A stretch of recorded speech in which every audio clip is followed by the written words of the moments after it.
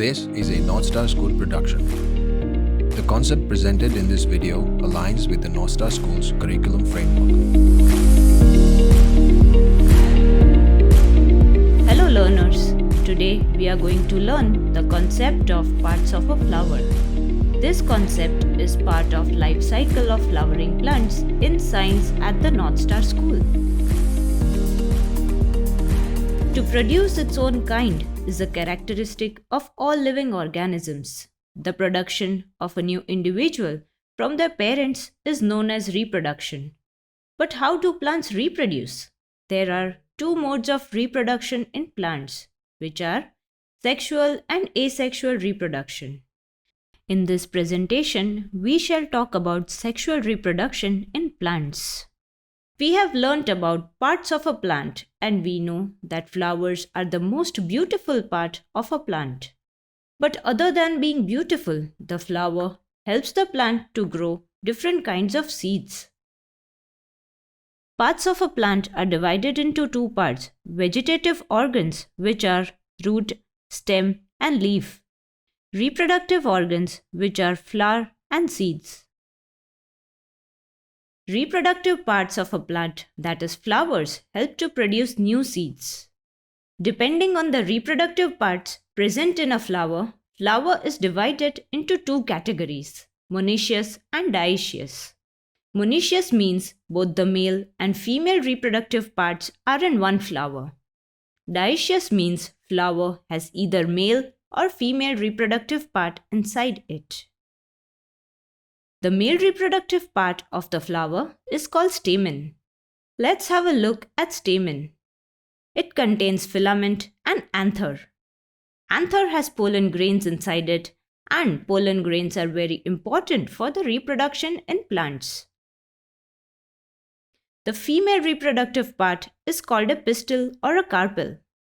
Let's have a look at the structure. Pistil or the carpel has one stigma, which is sticky in nature, long structure called style, and bulb-like structure called ovary. Ovary contains ovules, which also helps in reproduction in flower. So, in a nutshell, these are the basic reproductive parts of a flower. To understand the process, how new seeds are produced, let's know more about pollen grains and pollination. Pollen grains have a tough protective coat which prevents them from drying up. Since pollen grains are light, they can be carried by wind or water. Pollen grains from the stamen gets transferred and sticks to the stigma of the pistil or carpel. Pollinators and agents such as wind, water, bees, insects, birds, and animals help in this process. This process is called pollination, where the pollen grains are transferred to stigma. If pollen grains land on the stigma of the same flower, it is called self-pollination. When the pollen of the flower lands on the stigma of another flower of the same plant or that of different plant of the same kind, it is called cross-pollination.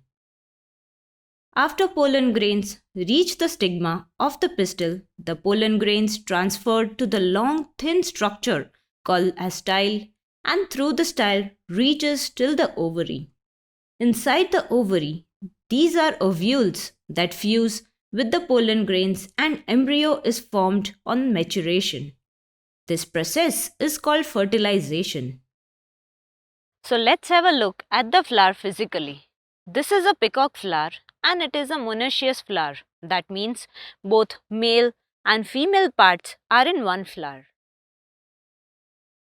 So when you dissect this flower, that is, remove the petals of the flower, you can identify the two parts of the flower. This is stamen and this is pistil. When you look at stamen, this long tube-like structure is called filament and this at the top is anther. When you look at the pistil, this part is called stigma, the long tube-like structure is called style, and at the end it has ovary. So we can conclude that the plant starts life as a seed, It germinates and grows into a plant. The adult plant produces flowers, which are pollinated to produce seeds in a fruit or a seed pod. The seeds disperse and germinate to produce new plants, and a whole new cycle begins. Thank you.